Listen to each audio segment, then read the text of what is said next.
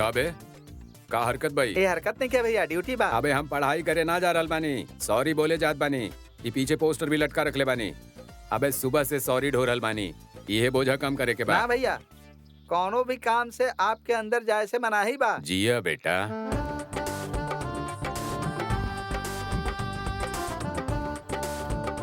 हम क्लास करी ना करी तोहर ऊपर खर्चा करत है ना, हैं?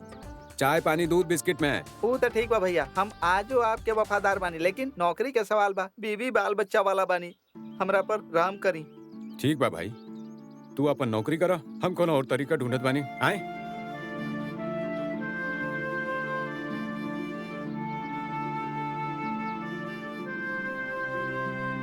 अबे चिल्लर पार्टी खातिर तक गेट खोला, जा चिल्लर पार्टी।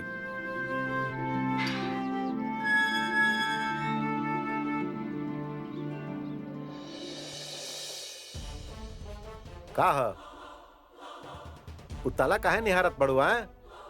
आलू प्याज से महंगा बा, खइबू? लोहा बा लोहा, दतवे टूट जाई। आ का घूर रहल बड़ू हमरे भंडार में? आए का देख रहल बाड़ू? नैहर में ना मिलल कभू कुछ देखे खातिर? लगत आंखें से स्वाद ले लीहन। चबा लो, हट।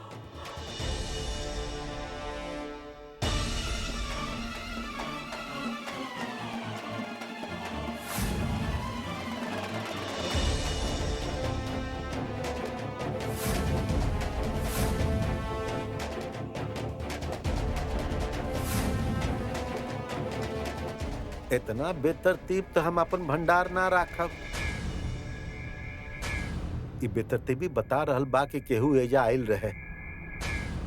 केहू आइल रहे का अंदर? आए बंद दरवाजा से केहू अंदर ना आ सकेला।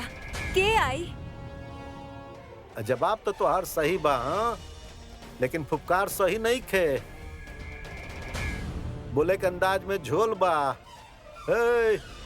ई जान ल, अगर हवा भी अंदर आई ना तो हम पकड़ ले बुकरा के। समझ गईलू?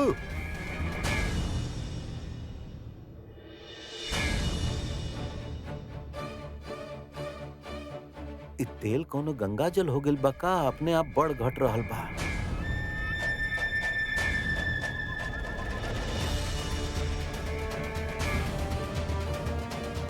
तीन अंगुरी नीचे। हम गइल रही तो 2 अंगुरी रहे, अभी 4 अंगुरी हो गई।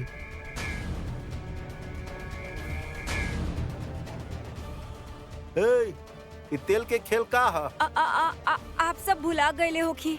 कहा ना उ दिन आप हमके बहुते गरेले रहनी ना, गुस्सा में सब भुला गए होखी। अच्छा, भूल जाई। हमके तेल के और गाली के अंतर पता बा।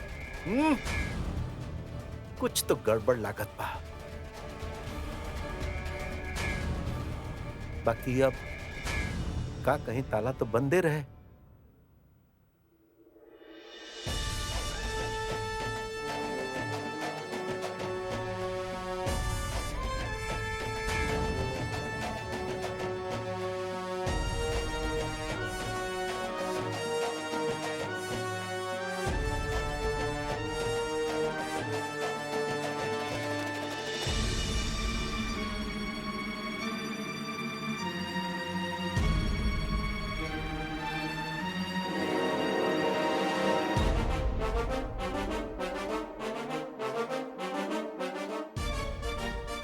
ला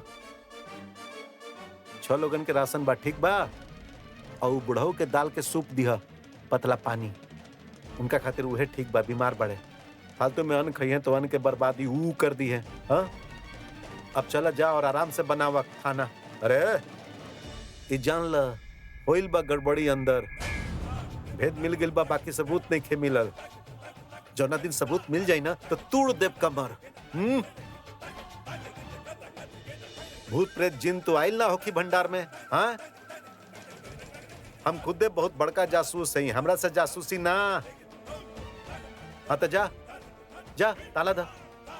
हम अपन भंडार ठीक करके आए। जा।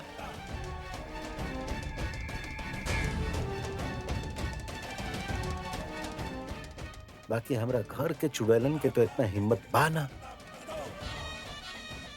अगुना तो भइल बा, इ तय बा, और हम गुनाहगार के पकड़ब भी तय बा।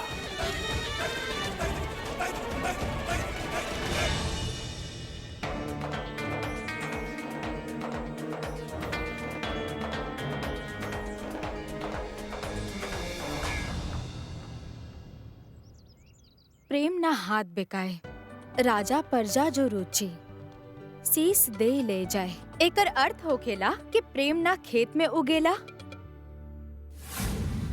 ना ही बाजार में बिकेला। प्रेम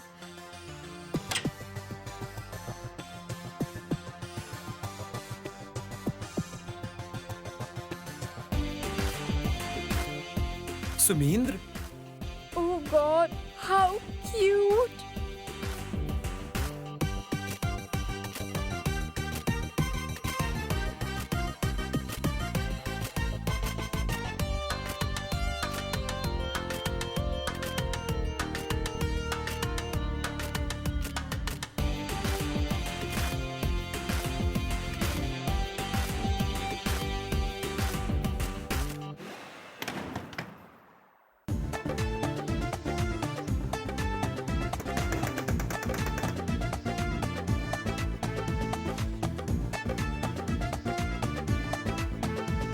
अरे के बा आप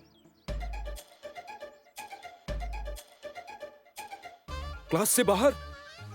मान गई नहीं, बहुत बड़ा दिल बा आपके। हमके माफ करे खातिर क्लास से बाहर आ गेलू। तू जात बड़ा कि हम प्रिंसिपल सर के बुलाई। अरे ना ना ना ना, प्रिंसिपल के काहे तकलीफ दे रहल बड़ी?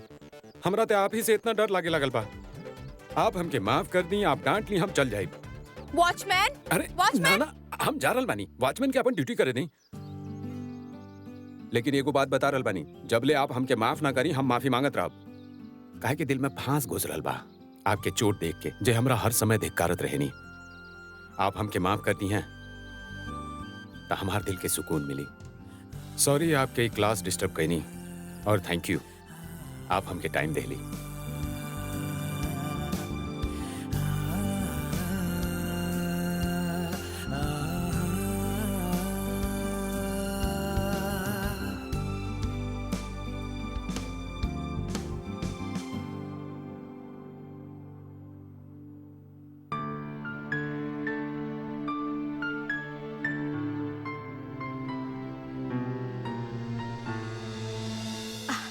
हाँ तो हम ही कहत रहनी कि प्रेम जे ना खेत में पैदा होखेला, ना ही बाजार में बिकेला।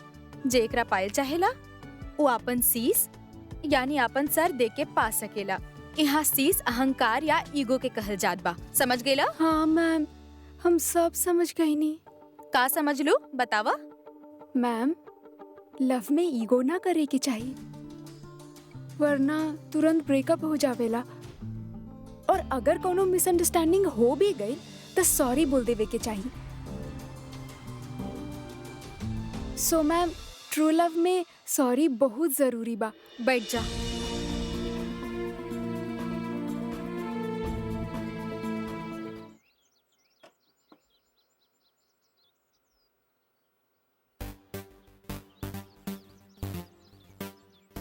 और तेरी कह के लूंगा।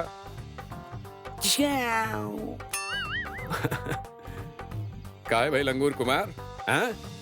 तोहरा के ना लगा था कि तोहर वाली प्रजाति मनुष्य से कम कुत्तन से ज्यादा मेल खा ले? हाँ? अच्छा ही बतावा, तू करेला का? जॉब करे नहीं, कहाँ? कॉल सेंटर में। हाँ, तब ये गाली खाए के इतना आदत पड़ गई बा। हाँ? अच्छा ही बतावा, तो ये बात तो हमके समझ में आवेला कि तू सरोजनी मैडम से प्यार ना करेला, लेकिन सरोजनी मैडम इतना बेवकूफ तो ना लागेली कि ये बात उनका समझ में ना आवे। पर तोहरा चल कैसे रहल बा? अरे चली कैसे ना, हमने दोनों प्यार करे नहीं और शादी भी करे वाला बनी। अबे गोदना था गोदबा ना, पहला शादी करवा। हैं? का कर सकेला मैडम खातिर? जान दे सकेला या केहू के जान ले सकेला? आप हमेशा जान लेबे और जान देवे के बात काहे करत रहनी? ओकरा अलावा कुछ ना आवेला का? अबे तो हिम्मत भी ना बा तोरा में। हिम्मत के बात नहीं खे, हमके हिंसा पसंद नहीं खे। गांधी जी के फॉलो करे नहीं, नॉन वायलेंस, अहिंसा। अबे तू लंगूर बाड़ा, काला मुंह वाला, गांधी जी के बंदर बने की कोशिश काहे कर रहल बाड़ा?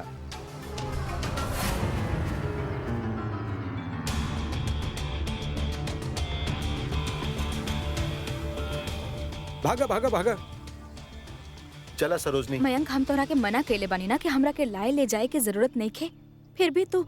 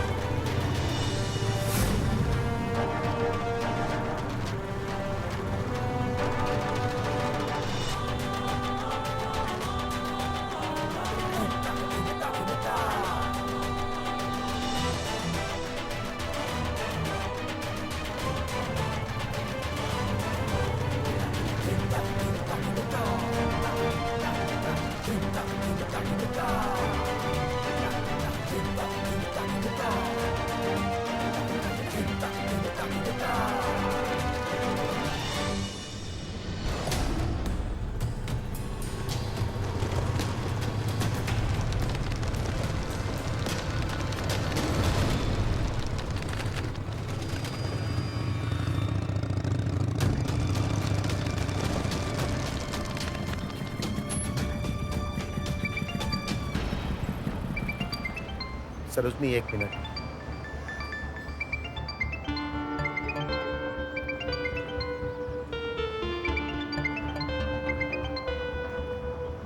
हेलो जी, थैंक यू।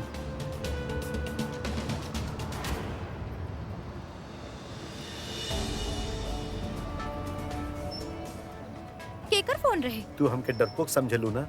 मयंक हमारू मतलब ना रहे। हमके पता बा तू हमके डरपोक समझलू। बैठा, जस्ट वेट एंड वॉच।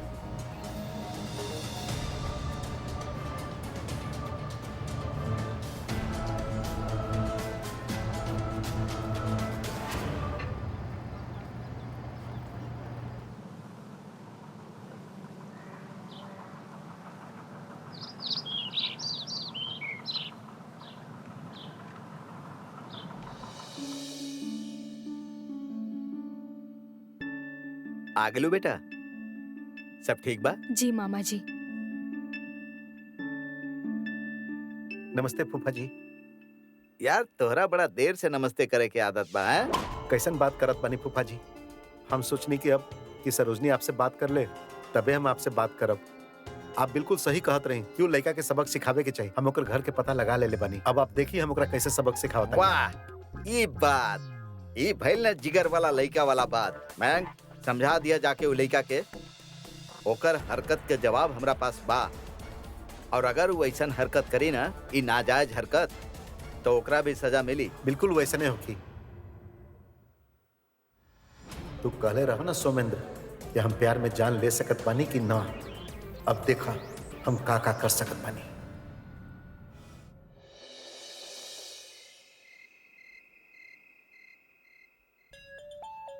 ओए!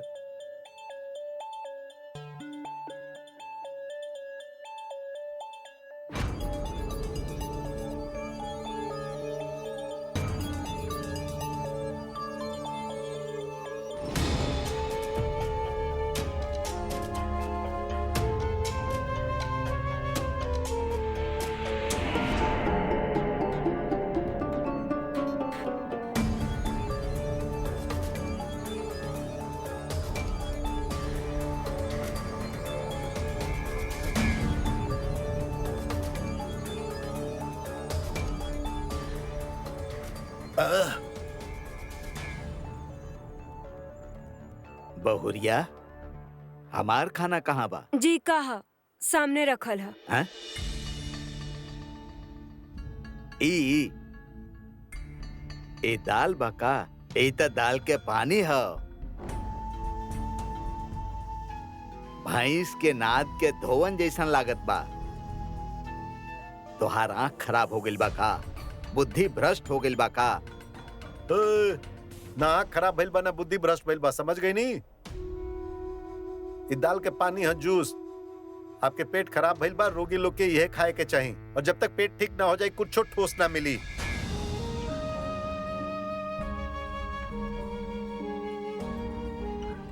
अरे रे रे रे रे रे रे रे, हाय देखो ई तरसिया गइलन बुढ़ऊ। बैठी, चुपचाप खाई। का चाहत बनी? 150 रुपया बर्बाद करनी और कटाई हम? चैन नहीं खे आपके? अन्न खा के उल्टी मारा बुहो बर्बाद करब। कल से यह खाना मिली, समझ गई नी? तू बाप हवा तो हमू बेटा हई। अरे जाई तो हम पी जाई भी हो। जाई लावा पी जाता नहीं। अरे रहे दा, हम पिला दे। उ नाराज बानी, मनावे के पड़ी। तू बेटा बड़ा भुला दे, हम ना भुला के रख सके नहीं। हाँ तो जाई माता राम। और याद रहे ये है दाल के पानी और कुछ नहीं। अगर कुछ और देव ना तो आपके हार भी ये हो जाई। समझ गई नी? जाई।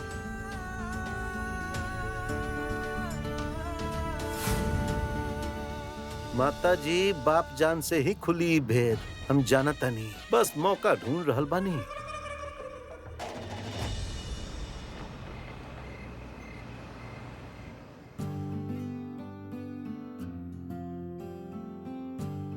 यार प्रमोद, कौनो असरदार लाइन बतावा यार, जे टीचर जी के दिल में सीधा उतर जाए। यार ये सब हमरा ना आवेला। और तोहरा तो पता बना इस सब मामला में हम कैसन बानी। तो चरण कहाँ बा? छू लेत बानी। लावा लावा।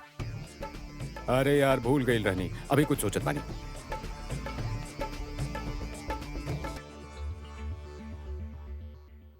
तू ही दर्द दिल बारू, तू ही दवा दीहा, गरीब जान के हमके न तू मिटा दीहा।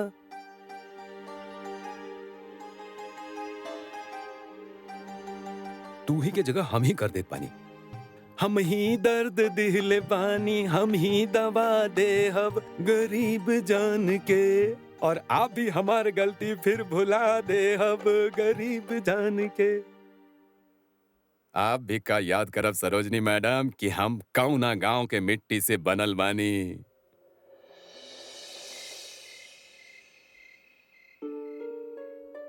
अरे सुनी, जूस पी ली।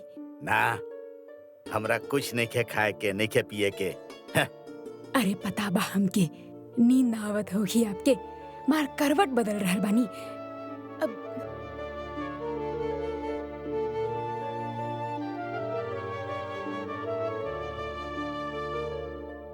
अरे ऐसे कैसे सुतब, भूखल पेट नींद ना आई। चली उठे, पी ली। अरे पी ली ना, आपके हमार कसम। हाँ, हमार कसम बा। अरे बुढ़ापा में कसम उसम काम ना करेला। और तू काहे छोकरी जैसन व्यवहार कर रहल बाड़ू, जैसे अब ये गौना करा के आयल बाड़ू। तो आप काहे तू न के चल आई नी, अपना आपके लइका समझतानी अभियो का। तब इतना भी बुढ़ापा नहीं खे आ गईल, अभियो हम कर सकत बानी एक ठो शादी और। लावा दा। देखा था मरद जात के तृष्णा कबो पूरा ना हुई। देखा बुढ़वा के। अरे दुष्यंत के माई, ई तब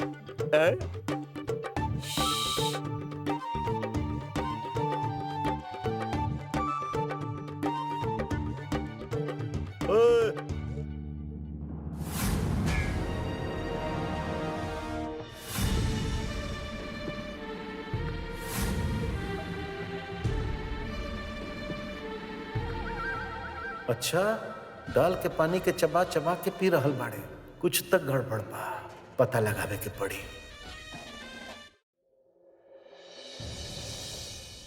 हाँ? हम तो बाहर गए नहीं करे दरबानी, यहाँ तो घर में ही हो रहल बा शैतानी।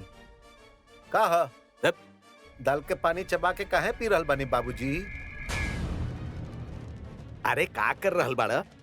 दूसर के खाना में रोशनी ना मारे के चाहिए, पाप लागेला। बाबूजी हमके पाप ना सिखाई, पाप भी हमरा से डरेला। पापा दिखाई दिखाई का बा ओकरा में? अरे दिखाई। अरे भाई, अरे बाप रे बाप, भाई देखा दाल के पानी में चाउरा रोटी। उहे कहनी कि बुढ़ाऊ चबा चबा के पानी काहे पी रहल बाड़े? का हो अम्मा, हमरे से चोरी? हाँ, घर के धर्म कर्म बर्बाद करे में लागल बानी आप। काहे भैली? देखा कुछ ना बताइबू ना, तब अहिया तू दोनों के सजा दे देब हम। 1 किलो बालू और 1 किलो चीनी मिला देब और बोलब कि रात भर बैठ के चूना अलग अलग कर, नहीं तो बता दई काहे भइल धोखा। चोरी पूरा घर करे और भूखते अकेले ही, ये हमसे बर्दाश्त ना हो सकेला। अरे बाप रे बाप, ये तो कहे कि बिना आग के धुआं ना ही लग रहा है हमरे आँख में। हाँ चल, कहा बतावा, चली हम एकरे इंतजार में रही। बताई का भइल रहे, अब सब कुछ बताई साथ साथ। चली चली, हिचकिचाई मत, बताई। एगो झूठ छुपावे खातिर 100 झूठ बोले के पड़ेला। अब कटहल के कोरमा और मालपुआ खायल रहनी, तबे पेट खराब हो गई। अरे बाप रे बाप, अरे इ त तबाही, महातबाही, हाहाकार, भूकंप हो गईल। अरे दादा, अरे कहाँ से आयल रही? अरे काहे बकवास कर रहल बाड़ू? बुढ़ापा छा गइल बा इनका पर। सपना में जवन देखेली उहे बोल देवेली। आप चुप रही, चुपचाप खाई चबाई, ना तो जौन कटोरा में मिलल बा वो खींच ले। रात भर नींद में कुलबुलात रहब। कहाँ से आयल रही 56 भोग? हाँ, और कहाँ से आई? गांव में भंडारा चल रहा बा का? बस ये घर में बनल रहे। घर में ही बनल रहे तब फिर वो सामान चाहत हो कि मसाला, तेल, घी, चावल, चीनी ये सब कहवा से आइल? भंडार घर के ताला तोड़ल गई अरे रहे। बाप रे बाप! अरे दादा, डकैती हो गई, डकैती, महा डकैती भइल बा हमरे घर में। अच्छा कहनी अम्मा जी, हमार राजपाट ढहे से आप बचा लेनी। अरे बाप रे बाप, अब सजा मिली, अब अदालत बैठी काल और आप होखब मेन गवाह, ठीक बा? अब नींद ना आई हमके रात भर। ए, अब खाई खाई, खा के सूझ जाइए आप।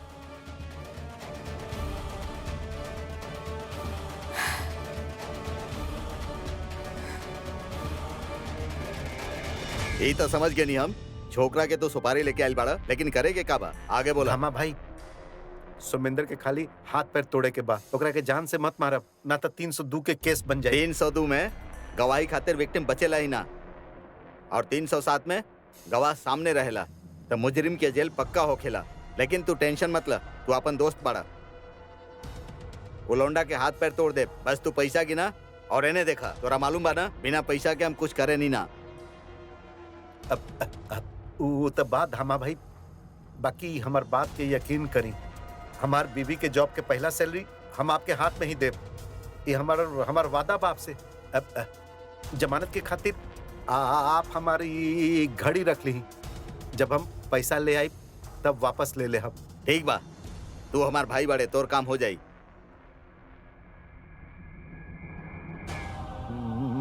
धामा भाई, तनिका ध्यान से मारब, चोट लागे बाकी मरे ना पावे।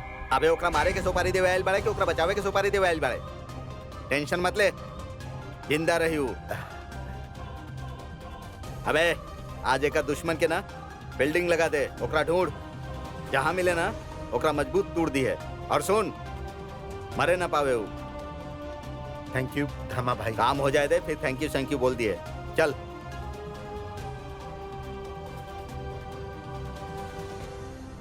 मामी जी, हम चादर बदल देले बानी और तकिया के कवर भी। हाँ हाँ, तो सुनावत के बाड़ू? सल्तनत थोड़े ना बदल देलू, एगो चादर और तकिया के कवरे तो बदल ले बाड़ू। प्यारी, ये का हमेशा उल्टा बात बोलत रहलू तू?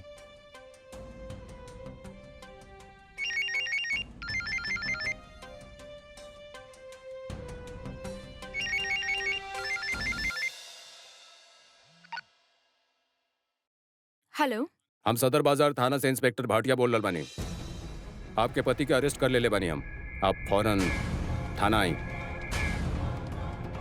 पति?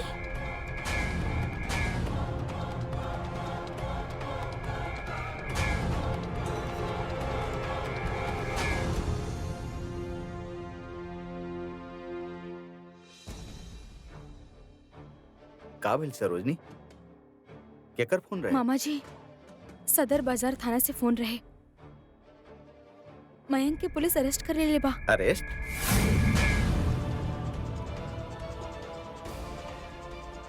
मयंक के?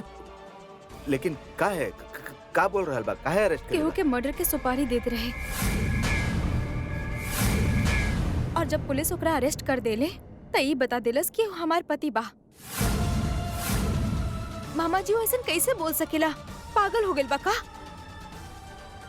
मामी हमार शादी के बाद का कर देली ओकरा से अपना आप के हमार पति माने लागल बा।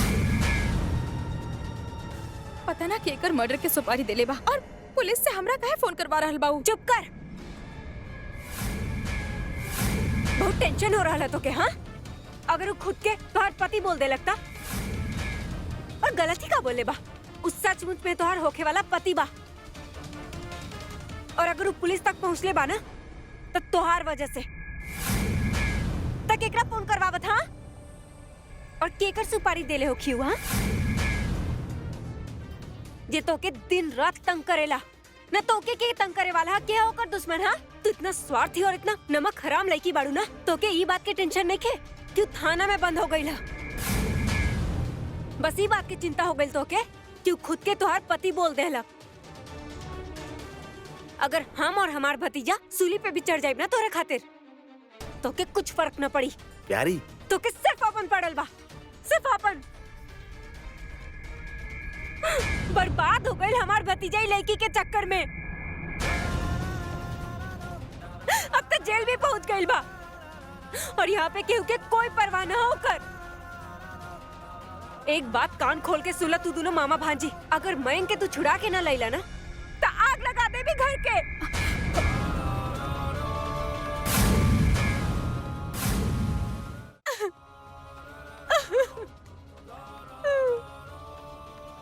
तू ही चढ़ैले रहला ना ओकरा, बात बात में ओकर कमजोरी के मजाक उड़ावत रहला दोनों।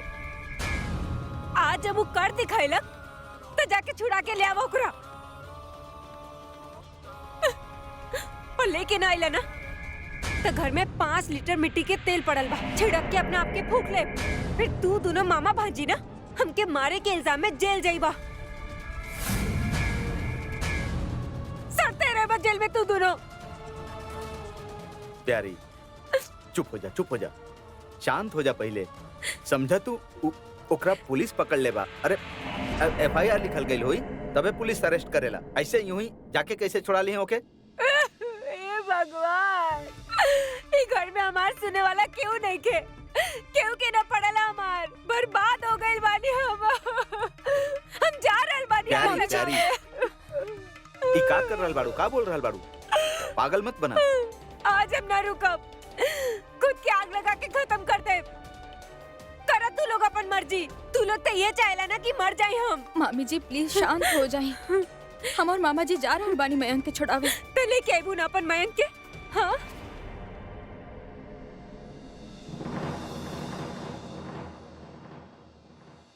मामा जी, मयंक कैसे ना छूटी? हमने के कोनो वकील के मदद लेवे के पड़ी, तब जाके ओकरा जमानत मिली। संभाला, करत बानी कुछ, हमनी देखत बानी।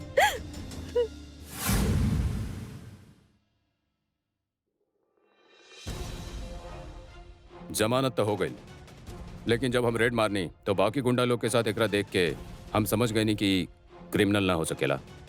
जौन तरह से गिड़गिड़ावत रहले, रो रो के पैर पकड़त रहे, ओकरा से साफ दिखत रहे कि जुर्म के दुनिया में नया बा, दिल से कमजोर और डरपोक भी बा।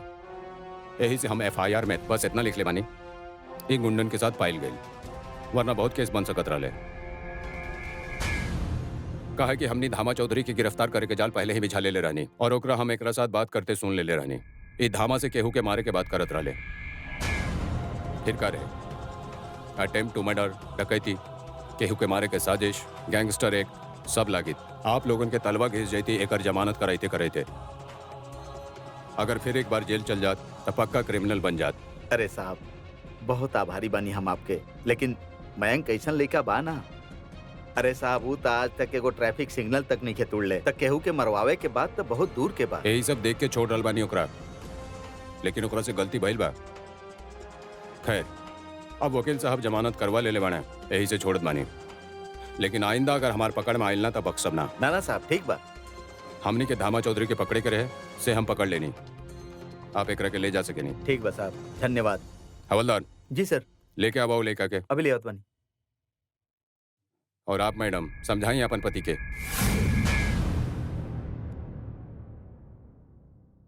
चला साहब बुलावत बड़े।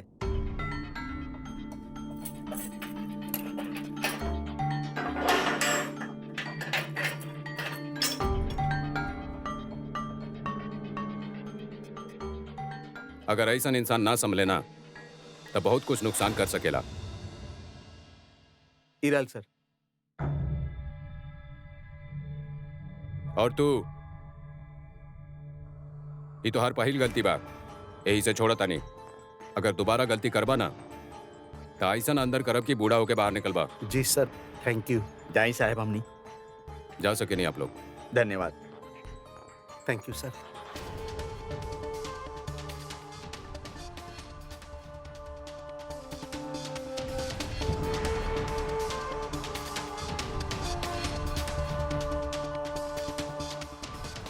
केशव जी, आपके काम हो गए, अब हम चलत बानी। हाँ हाँ ठीक बा वकील साहब, बहुत बहुत धन्यवाद। हम आपसे आके मिलत बानी। ठीक बा, तू एने आवा। देख रहल बाड़ा ना, तुम्हारी बेहुदा हरकत के चक्कर में काका झेले के पड़ रहल बा हमनी के। कोनो स्ट्रॉन्ग केस में फंस जाता तो लेवे के देवे पड़ जाई, तब देखती कि कैसे छूटत रह तू। फूफा जी गलती हो गई, माफ कर दी ना। सॉरी सरोजनी, सॉरी यार, सॉरी बोलनी ना। अब तक गुस्सा मत करा ना। तू पुलिस के ई कहे कहला कि तू हमार पति बाड़ा? अरे हम वुड बी हस्बैंड बोल ले रही, अब पुलिस वाला पूरा बात सुनस तब ना। दिमाग खराब मत करा मयंक, तू जे केले बाड़ा उहे काफी बा। ई फालतू के बकवास हमके बिल्कुल भी पसंद नहीं खे। काहे करेला तू ई सब? हाँ अरे बाकी हमनी हस्बैंड वाइफ होखे वाला बानी ना। वाह, मामी कहली और तू मान लेला और जगह जगह ई बात के गाय लगला। तुम्हारी हरकत ना हमरा के बहुत हर्ट कइले बा। हमरा तरह से कुछ बात नहीं के करे के। अब सरोजनी हमारी बात सुना ना।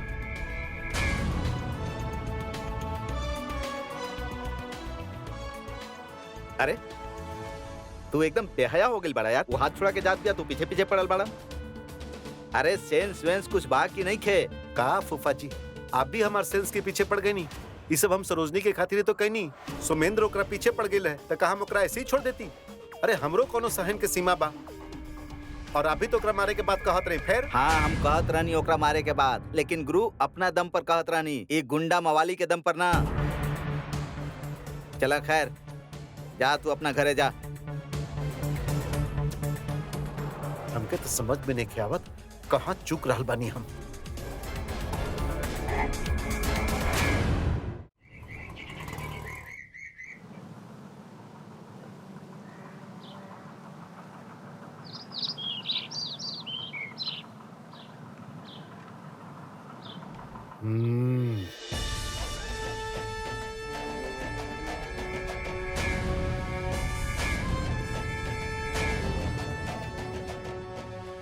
पूरा रात भर नींद ना आयल हमके। सुबह के बहुते बेसब्री से इंतजार रहे। फैसला के घड़ी आ गई बा। हाँ? चली आप लोग भी शुरू हो जाई। और कटहल कोरमा मालपुआ बने से लेके बिगड़े तक के पूरा विवरण हमके दी। निर्झरिया कटहल के ले आयल है? भास्कर ही ले रहे कटहल। हाँ? कटहल कोरमा खाए के बहुते मन रहे, यही से कटहल उठा ले। हाँ? इतना प्रबल इच्छा जागृत होखेला तोहरा अंदर, हमके तो अचरज हो रहल बा।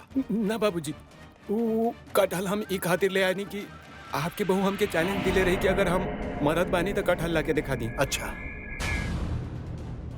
और केहू हमके मर्दानगी वाला चैलेंज दे तो हम पूरा गांव के कटहल यहाँ इकट्ठा कर दे। वो कहा कि हम आपके सुपुत्र बानी, कोनो ना मरद त बानी ना, ई खातिर कटहल लेके आईनी हम। तो के तो हम बताई। निर्झरिया तू रोकलू काहे ना? हमके तब पता चलल जब हमार पैर घी पे पड़ल। तब तक तई ताला तोड़ के सब कुछ चुरा चुकल रहल। हाँ तो पैर घी में पड़ल रहे ना, कढ़ाई में घी ना पड़ल रहे, काहे ना रोकलू? हमार दिल आगे पीछे होत रहल। मन कहल कि रोक ला, पर फिर आय के लालच आ गइल और अंत में जीभ के आगे दिल के ना चलल। मन के शक्ति स्वाद के आगे फेल हो गई और हमसे इतना बड़ गलती हो गई। चुप!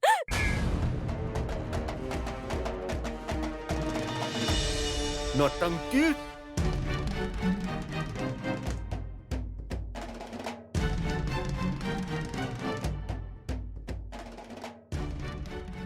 आप कहे ना रुकनी माताराम, आप कहे शामिल हो गई नी पाप में। ऊ काबा बेटवा, हम सुतत रहनी, हमके लागल कि हम सपना देखत बानी मालपुआ के। आँख खोलल तो देखनी कि घर में सचमुच के खुशबू आ रहल बा। लागल के घर में जागरण हो रहल बा। फिर देखनी तो तहार पत्नी करता धरता बनल बिया और तहार बहुरिया काली और बिटवा व्यवस्थापक। अच्छा है। सब एकजुट रहा तो कैसे विरोध करते? हम सोचनी कि हम भी शामिल ना हो जाएब तो इहे हमार गला दबा के इहे आंगन में गाड़ दी है। फिर तारा के बताई कि का भइल कैसे भइल। यही खातिर हम चुपचाप इनकरा साथ शामिल हो गई। वो ई सोच के कि कल के जब तू वापस आवत त केहू होखे के चाही ना। अब देखा आज खड़ा बानी और तारा बता रहल बानी कि का भइल कैसे भइल सब कुछ सच। बहुत बढ़िया माता राम, बहुत अच्छा माता धर्म निभाइनी आप। अच्छा वो का रहल है, वो आपके पति वो कब शामिल हो गए नी महोत्सव में? अरे वो तो बाद में आयल रहे पुरोहित के तरह। वो फसल कटे के बाद जब बटत रहे ना हाँ। तब जजमान बन के आ गई रहे। बस ओकरा बाद फिर रेफरी के तरह बतावत रहनी कि कौन से चीज के स्वाद कैसन। अच्छा एगो बात बताई, का तू लोग भूल गई इस सब में? हमार देवी घर में बैठल रही ओकरा ना पूछनी? काहे सब कोई भूल जाए लेकिन हम अपन बिटिया के ना भूलनी। हम ओकरा भी खिला दे। अरे अभागन करम जली, हाँ? नागिन ओकरो के नाश कर देलू, पाप करवा देलू ओकरा से। का करी तोहरे मुंह में गोबर घोल के डाली का? सजा तो आज देव हम तो के का सबके देहब।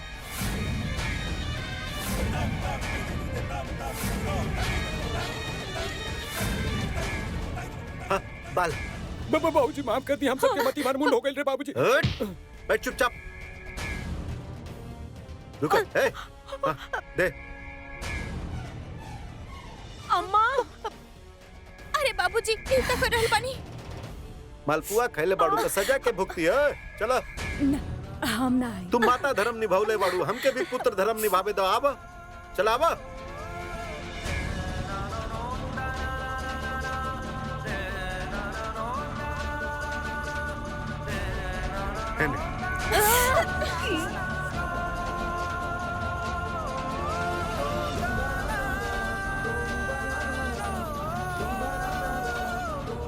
अरे का कर रहा बा दुष्यंत?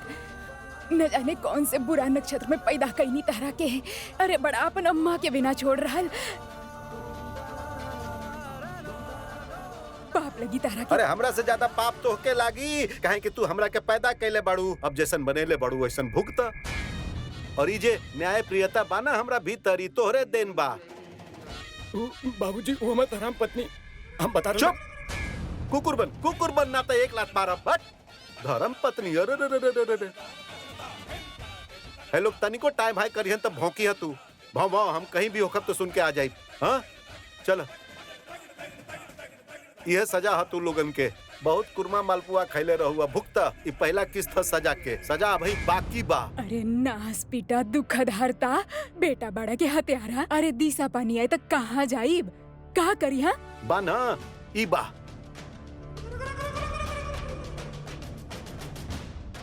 जेकरा दिशा सोच जाए के होखी ना तो खोल के ना अपन बलवा काट के जइहा, ठीक बा? ए भास्कर आइन ला पकड़ा। अरे ये लोग तनिको टाइम भाई करस ना तो तू भौंकी है कैसे? भो भो। अरे खींचा नहीं के। अरे सीधा खड़ा रहा तू लोग। सीधा खड़ा रहा और खाला कटहल कोरमा। तू बैठल देखत रहा, खोल ना सकेला का? ओए भो भो।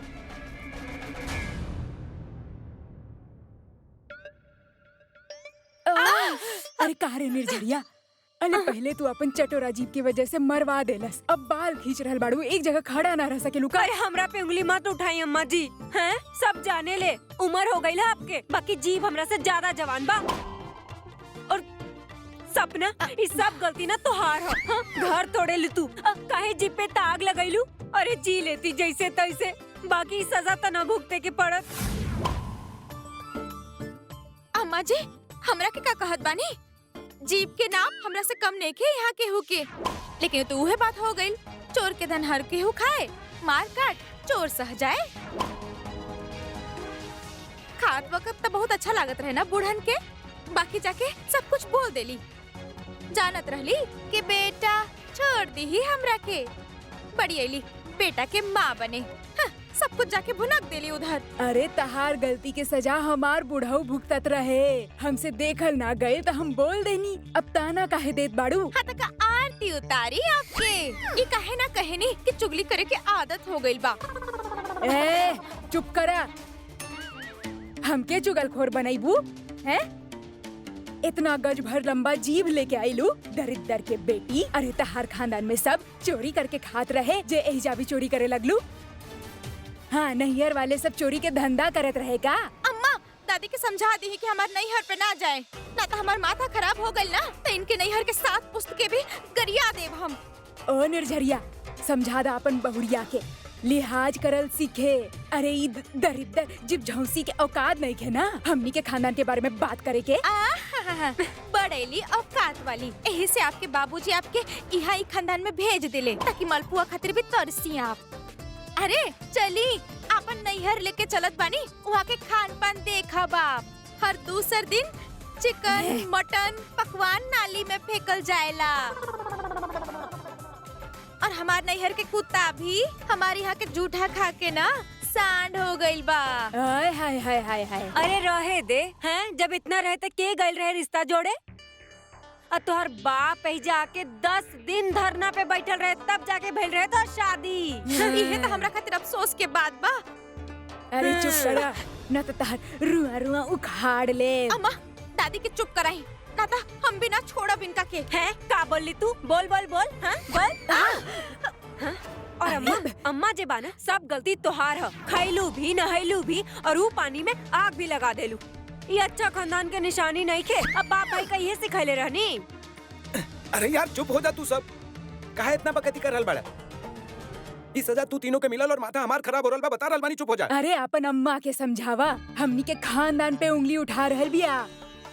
आप हमार नैहर के बखिया उधेड़ब तक हम आपके खानदान के आरती उतारब। अरे चुप चुप, जुबान खींच ले। अरे सपना रानी तू चुप हो जा ना प्लीज। हाँ, सपना रानी काहे चुप कराई जाए?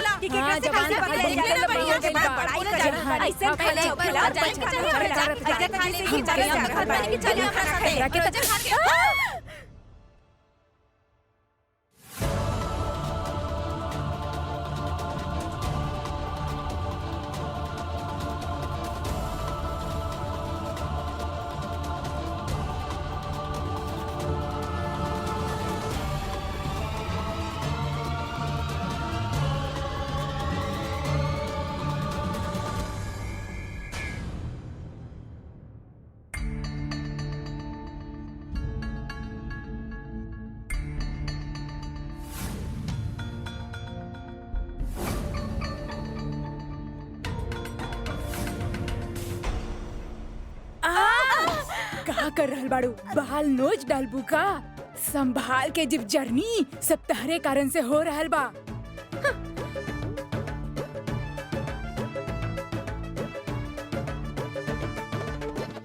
हाय हमार तक कमर अकड़ गईल, हम और खड़ा न रह सकेनी, हमके लेटे के बा, और खड़ा रहब तो मर जाहिब। अरे अम्मा मारे के बात करके हमके डराई नहीं, आप लेटब तमनी सबके लेटे के पड़ी। तू खड़ा खड़ा लड्डू बना रहल बाड़ू का?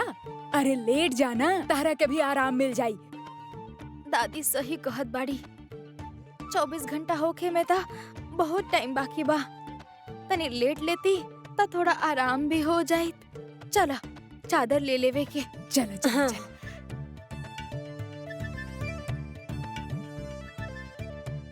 उड़ गइल का? हाँ हाँ चल।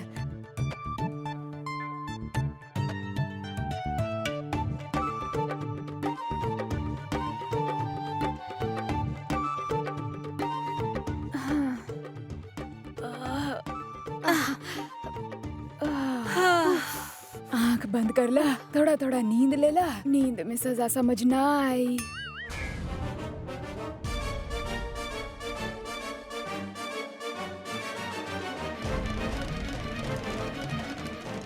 भाई देखा, हमरा के बेचैन करके सब चैन से सूत रहल बा। हाँ? निर्झरिया, अरे बोल के तो उठा, मुंडी के खाल खींच दे बुका। अरे डरा गइल रहनी ना का अम्मा जी, आप बुलावत रहनी। हाँ, गरम पानी ले आओ एक गिलास। जी लावत आनी। उठी अब। हाँ। अरे हम सब के उठे के पड़ी। ना हम इतना जल्दी ना उठ पाई। लाई दादी, हमके हाथ दी अपन। चल उठा निर्झरिया। से अम्मा, अम्मा उठ जा, उठ जा। हमार बाल खींच रहल बा। अरे नाना पकड़ ले बानी हम। चल। जय देवी मैया। हाँ, चला चला चला।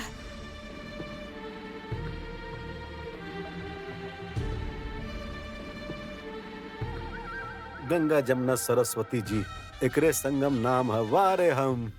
यह दुष्यंत के अदालत।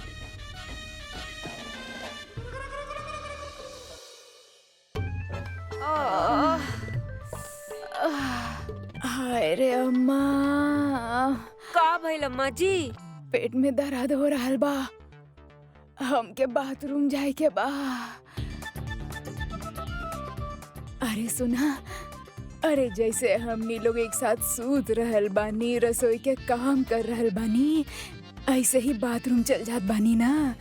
हम तो ऐसे झोटा झाटी बांध के बाथरूम ना जा सकेनी। आपके जाए के बाद ऊ रखल बा कैची, अपन बाल काटी और जाए। अरे तहार चुटिया काट के ना चल जाए साथ में। इतनी बड़ा बोले वाली। अपन बाल काट ला। अरे अरे दर्द से मर जाए, बाल तक कबहू ना काटब। बाल बा त सिंगार बा। हाय।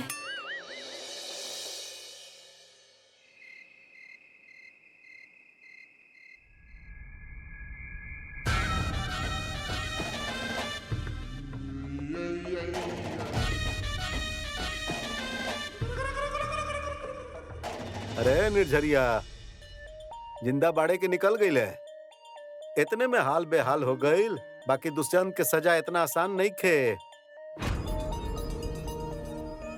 इतने में ही पीछा छूट जाई। चला, औरत होके के नाते तनिका लिहाज करत बानी, डिस्काउंट दे देत बानी। चला उठा।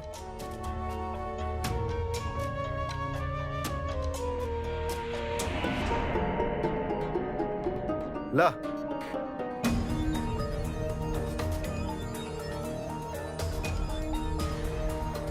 और हाँ सुना, सजा भाई खत्म नहीं खे भइल। 2 दिन मतलब 4 टाइम खाना ना मिली तू लोगन के। तीनों के, एगो आलू सुबह में, एगो आलू शाम में और 2 चुटकी नमक। अब चाहे 1 बार में खा या 10 बार में खा। और हमार खाना बाहर बनी बाहर, और इंदिरा बिटिया के भी वही से आई। ठीक बा?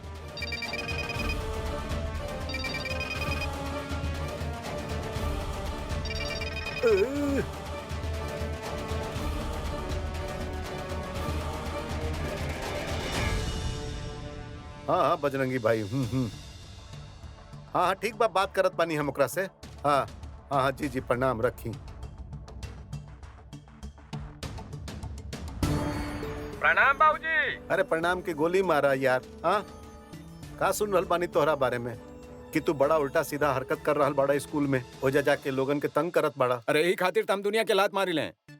अरे केहू अपन गलती सुधारे चाहेला, अपना आप के प्रायश्चित करे चाहेला, लेकिन दुनिया ओकरा के करे ही ना देवेले।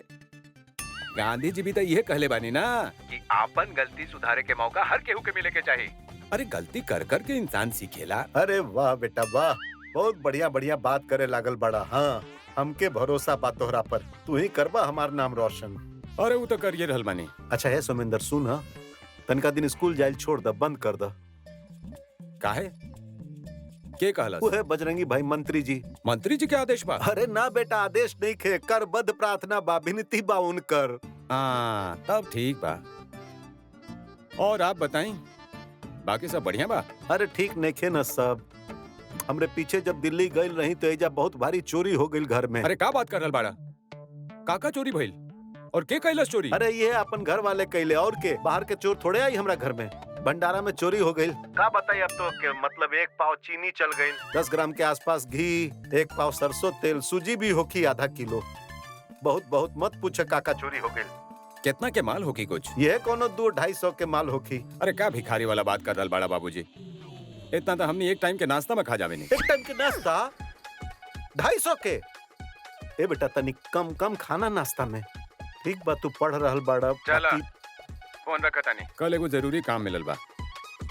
चला बाय, टेक केयर। हाँ हाँ हाँ हाँ, केयर केयर केयर। बाप रे बाप, लव यू, मिस यू। का बात बा। अंग्रेजी बहुते बढ़िया बोले लागल बा। तरक्की तो कर रहल बा हो जाई, बाकी जले वाला तो जलबे करी। हाथी चले बाजार तो कुत्ता भौंके हजार।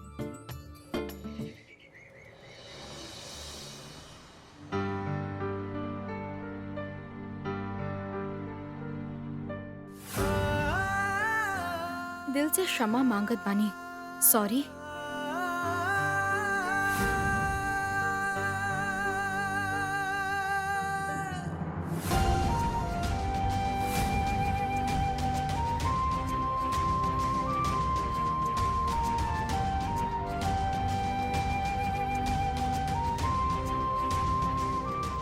इतना बदतमीजी के बाद कैसे माफ कर दी हम एकरा के?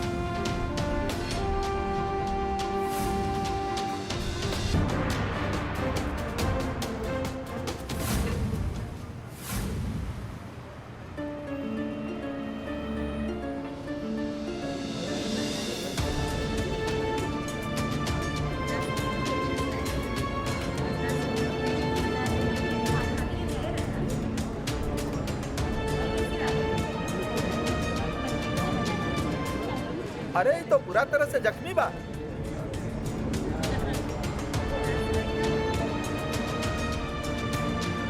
ड्राइवर 1 मिनट गाड़ी रोका, प्लीज गाड़ी रोकी।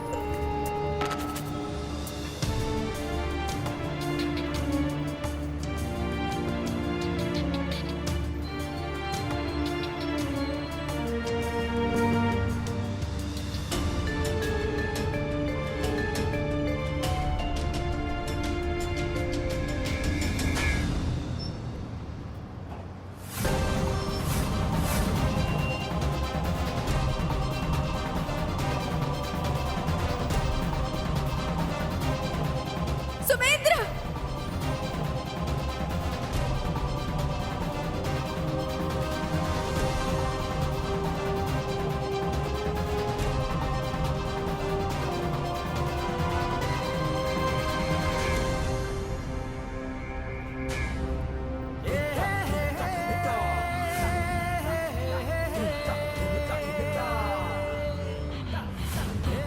अरे का भाई? अरे घबराई मत मैडम, हम कोनो भूत ना बानी। एक मिनट।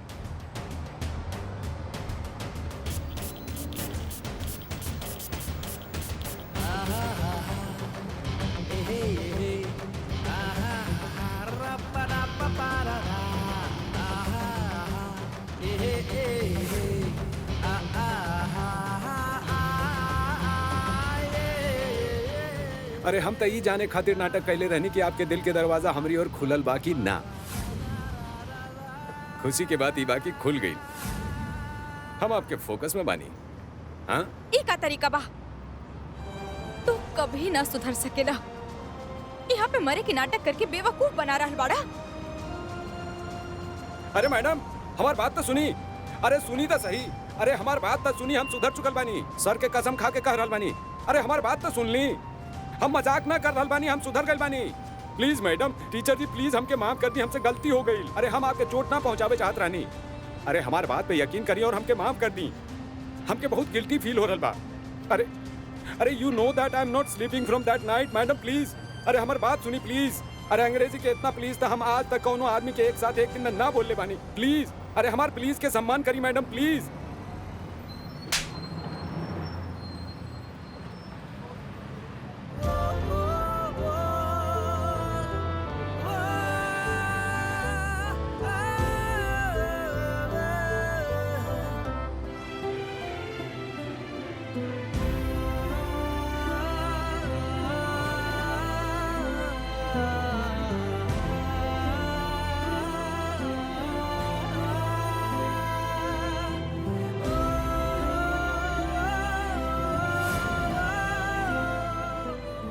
आखिर माफ करिए देलू ना। मारी और मारी, जितना दिल में आवे उतना मारी। ली दूसरा गाल पे भी मारी। जितना चोट आपके पहुंचल है ना उतना दर्द हमके भी मिले के चाहिए। का चाहत बाड़ा तू? काहे पड़ल बाड़ा हमरा पीछे? काहे परेशान करत बाड़ा हमरा के? हम तंग आ चुकल बानी तोहरा से। प्लीज ऐसा मत कहीं। हम पहले से ही बहुत गिल्टी फील कर रहल बानी। देखिए अगर आप रोइए ना तो हम भी रोब और आपसे ज्यादा रोब बता रहल बानी। आपन गलती के सुधारत सुधारत यहाँ तक पहुंचल बानी। अब सुकून मिल गई। अब आप जे बोलिए ना हम बिल्कुल उहे करब। अरे आप एक बार बोल के तो देखी। हम का कहीं तो से तू पढ़े लिखे आइल बाड़ा ना, तब पढ़ा लिखा एगो अच्छा इंसान बना। ये सारा हरकत मत करा सुमेंद्र। समय बहुत कीमती होखेला, ओकर ख्याल करा, ओकर कीमत समझा।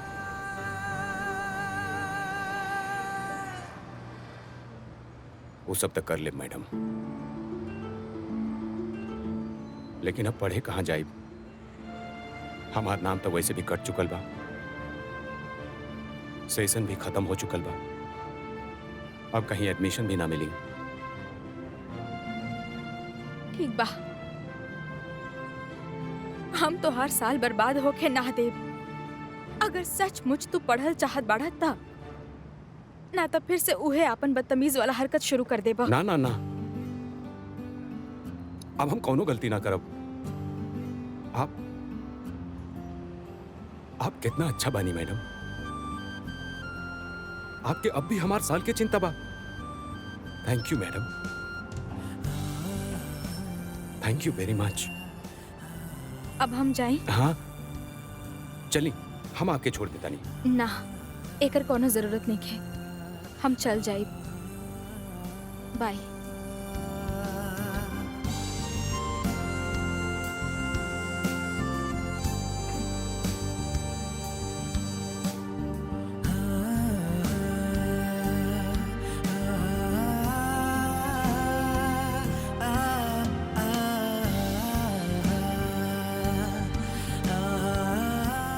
ई पाए में कितना राहत बा।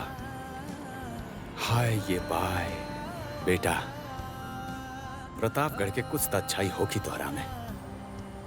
जे टीचर तोहरा के माफ कर देली। जिया हमार गांव के मिट्टी, लाख लाख जय होके तोहार।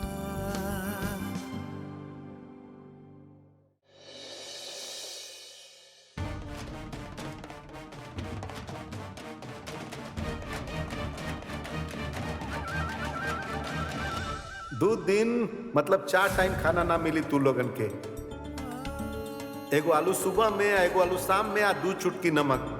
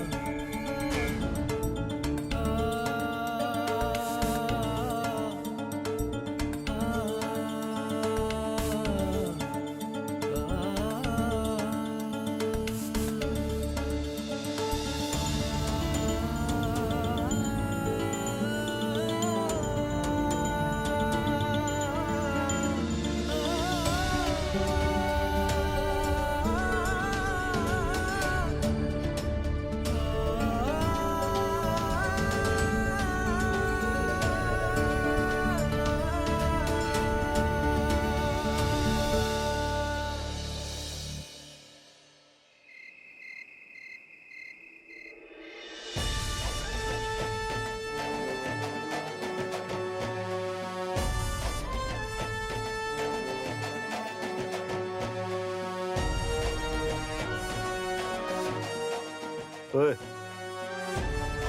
ला।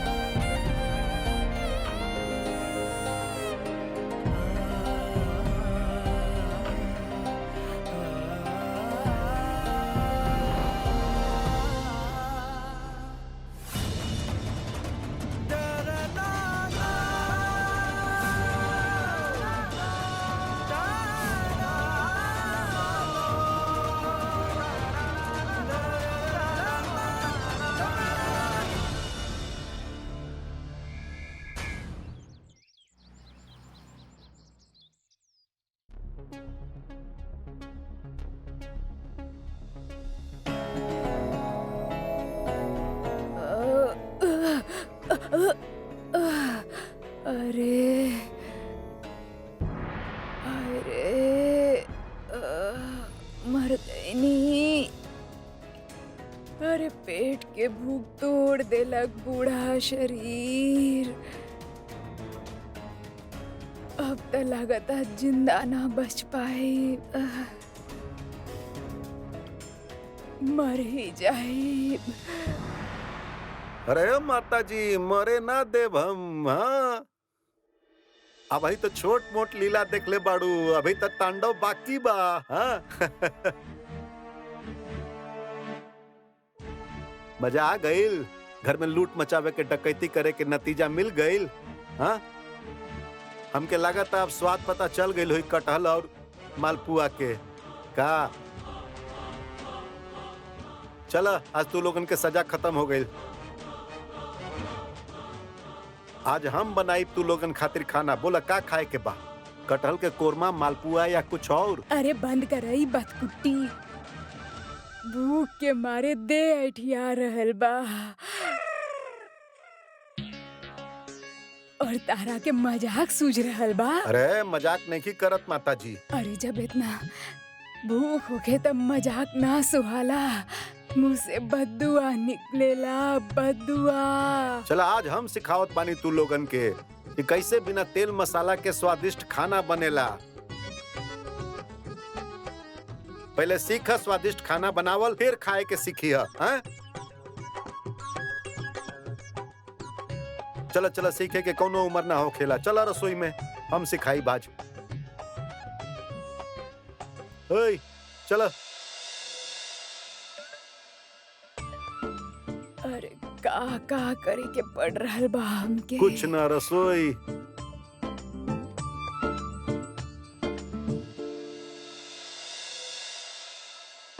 मिस सरोजनी, आप एक बार फिर से सोच लें। वो आपके साथ इतना बदतमीजी कैलस, आपके सर पर इतना गहरा चोट लागल, आपके इतना परेशानी झेले के पड़ल, फिर भी आप कहत बानी की ओकर रेस्ट्रिकेशन कैंसिल कर दी। आप कोनो दबाव में तो नहीं करत ऐसन? ना सर, ऐसन कोनो बात नहीं है। शायद अगर हमरा जगह के और होखे तो आपसे रिक्वेस्ट ना करे। का करी सर, हम टीचर तो बानी लेकिन पूरा तरह ना, बल्कि अभी स्टूडेंट ही बानी। साल के महत्व और साल बर्बाद होके के तकलीफ दोनों से अच्छा तरह वाकिफ बानी। सर होकर पूरा साल बर्बाद हो जाए, ओके कहीं एडमिशन ना मिली। हम सिर्फ अपन तकलीफ के बारे में ना ही ओकर बदतमीजी के बारे में सोच रहल बानी। हम एगो स्टूडेंट के फ्यूचर के बारे में सोच रहल बानी सर। हम ओकरा माफ कर दिहल चाहत बानी। प्लीज सर, आप ओकरा वापस एडमिशन दे दी ही। मिस सरोजनी, आपके सोच बहुत उम्दा बा। इंसान के अच्छा होके के चाहिए, लेकिन कबो कबो इतना भी अच्छा ना होके के चाहिए कि ओकर अच्छाई ओकर कमजोरी के निशानी बन जाए। हम आपके इच्छा के सम्मान करत बानी। थैंक यू सो मच सर। ओकर परिवार के भी काफी उम्मीद जुड़ल होगी ओकरा साथ सर। हम काफी सोच के ही फैसला ले ले बानी। Thank you, thank you so much. It's all right. Hello hello. हाँ बेटा, हम बजरंगी बोलत बानी। अरे प्रणाम चाचा। खुश रह। अच्छा बताओ, कहाँ बड़ा तू अभी? अरे आवारा गर्दी छोड़ देनी अपन रूम में। अगर आस पास बानी तो आके चेक कर ली। देखो बात बताई चाचा, बहुत तेजी से सुधार आ रहल बा हमरा में। साधु बनते जा रहल बानी एकदम। अरे बेटा, साधु मत बना, सवादु ही रहा। और अगर तू सुधर गईला ना तो पूरा प्रतापगढ़ के किस्मतें सुधर जाई। हाँ वो तो बा। अच्छा सुना, अब जल्दी से कपड़ा बदला और फौरन अपना स्कूल पहुंचा और तुरंत जाके अपन प्रिंसिपल से मिला।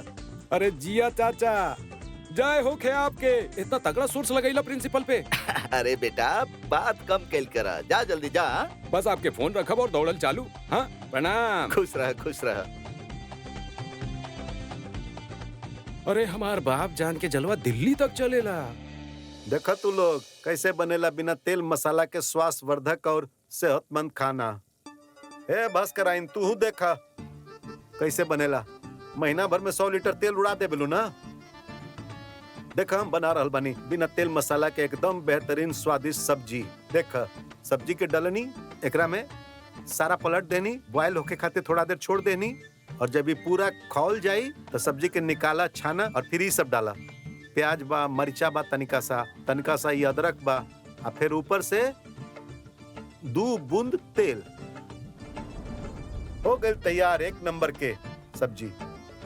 एकरे के दिल्ली में ना मिक्सचर भेज के नाम पे 1000 रुपया ऐंठ लेवेलन।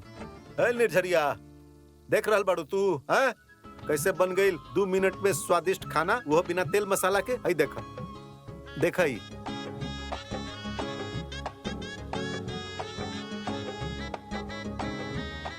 एकरा में एक बूंद तेल मसाला कुछो नहीं के पड़ल। एकरे के दिल्ली में 500 रुपया ले लेवेलन ओमो मोमो के नाम बता के। देखा कैसे बनेला स्वादिष्ट खाना बिना तेल मसाला के। कहा अम्मा जी समझ में कुछ आयल कि अबहियो दिमाग में पुआ पूड़ी मालपुआ घुसल बा आपके? अरे समझ गई नी बस जल्दी से कुछ बन जाए तो खा ली, पेट के भूख तो शांत होवे। अरे भूख भूख भूख भूख हमेशा भूख लागल रहेला। खाना स्वाद से अच्छा ना होखेला, भूख से अच्छा होखेला। यही खातिर जीभ के ना भूख के कदर कईल सीखी। बन रहल बा चेहरा पे 12 बजल बा सबके, खाली पैसा खर्च करावेली सब। देखा हो गई बन गई बा, ले चला लगावा खाना तू लोग।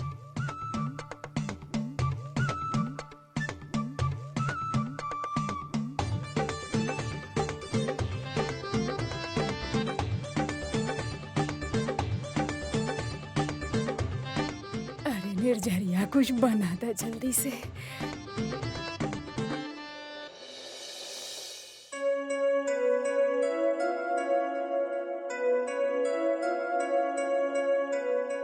का कर रहल बड़ाई? आपके चरण स्पर्श कर रहल बानी सर। आप गुरु बानी, गुरु तो आशीर्वाद दे दीन सर। सरोजनी मैम इतना बदतमीजी के बादो तोहरा माफ कर देली, एकरा से बड़ा आशीर्वाद और का हो सकेला? हम तोहरा का आशीर्वाद दे? ना तो तू गुरु लोग के सम्मान करेला, ना गार्जियन के सम्मान करेला, ना अपन भविष्य के चिंता बातों के। सर आप गुरु बानी सर। सर हमार चेहरा देखी, चेहरा पे उभरल भाव के देखी, हमार आंखन में देखी सर। इमे बदल रहल सोमेंद्र नजर आई। सर हमारी मानल बा कि जिंदगी के कौनो भी मोड़ पे इंसान बदल सकेला, और हम भी यही मोड़ पे बदले के कोशिश करब सर। सर जे हो गई ओके माफ कर दी सर। दोबारा ऐसी गलती हम कबो ना करब। दोबारा आपके शिकायत के मौका कबो ना देब सर। अब से सुमेंद्र पढ़ी भी सर और पास भी होगी। Good, very good and good luck. Thank you sir. जय सर।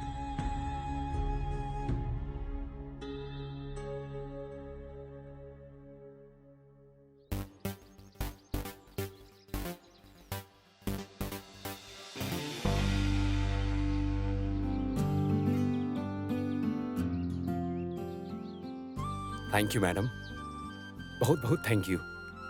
आपके बहुत बड़ा दिल बा। आप हमरा के माफ कर देनी और हमके दोबारा एडमिशन भी दिला देनी। मन करत बा बस आपके thank you thank you thank you thank you. It's okay. Not okay. एक खुशी में पार्टी होके के चाहिए। अच्छा बाना ता करा पार्टी, तोरा के रोक लेबा। हाँ लेकिन पढ़ाई पे ज्यादा ध्यान अरे दियो। वो तो हम दे ही रहल बानी, लेकिन पहले पार्टी और आपके आवे के पड़ी। हम ना तू लोग के पार्टी में हम का करब? हम ना आ सके। अरे लोगन के ना, ई पार्टी में सिर्फ 2 लोग होके हैं। मतलब ई पार्टी में सिर्फ आप और हम होखब, सिर्फ 2 लोग। रेड कैफे में 1 कप कॉफी के साथ पार्टी। ना हम नहीं किया सकत। हम इंतजार करब, जा रहल ना, हम बानी। नहीं किया रेड कैफे याद रखिया।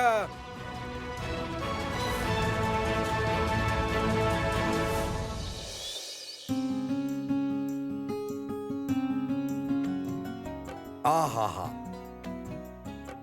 माने के पड़ी दुष्यंत, तू तो भाई औरतन से भी बढ़िया खाना पका लेवेला।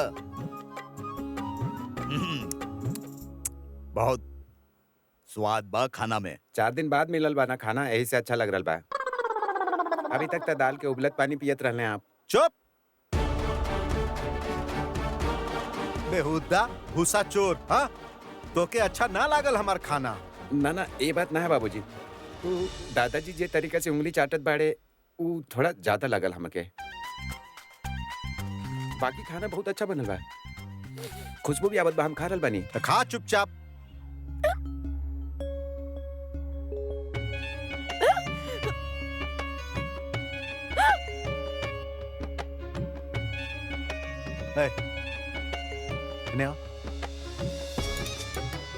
वाह बेटा वाह, हम दिल्ली का गनी 4 दिन खातिर तू एजा खुशखबरी प्लान कर लेला है? अच्छा बा, मौका देख के चौका मारल सीख गइल बड़ा बेटा। अच्छा बढ़िया बा, हमार भी कान पक गइल बा सुन सुन के बाबूजी बाबूजी बाबूजी। अब बाबा सुने के मौका मिल रहल बा। डॉक्टर के बुला ला, जांच करवा ला, का पता फल मिल जाई। हाँ, अगर अनुमान पक्का निकलल तो समझ लो हमरा तरफ से पार्टी। लेकिन हम कछु कहीं नहीं। हट खा। यहाँ 4 दिन बाद खाना खैले बानी। हमार कलेजा में अनाज के धक्का लग गइल बा और आपके खुशखबरी के पड़ल बा। हमार सीना में बहुत दर्द हो रहल बा। इंसान जब ज्यादा दिन भूखल रहे के बाद खाना खावेला तो सीने में ऐसे ही दर्द होखेला। हाँ, जब आप हमके 8 दिन तक खाना न छुए के सजा देले रहनी ना, और ओकरे बाद जब 8वां दिन हम खाना खैले रहनी तो हमके एकरा से भी ज्यादा धक्का लगले रहल। अरे ऐसा लगत रहे जैसे प्राण पखेरु उड़ जाई हैं। हाँ, पर बाच गइलू तू। अब बुढ़िया पुराण शुरू मत कर तू लोग। माताजी शेर तो मेहरारू सवा शेर। फालतू नौटंकी। खा चुपचाप। ए, गुप्तवा के बुला ला डॉक्टर के, समझ ला। और वो वाला चेक भी करा लिया। देखा हमरा लागत बा पक्का बा फल मिल जाई। लेकिन हम कछु। अरे चुप रहा फालतू।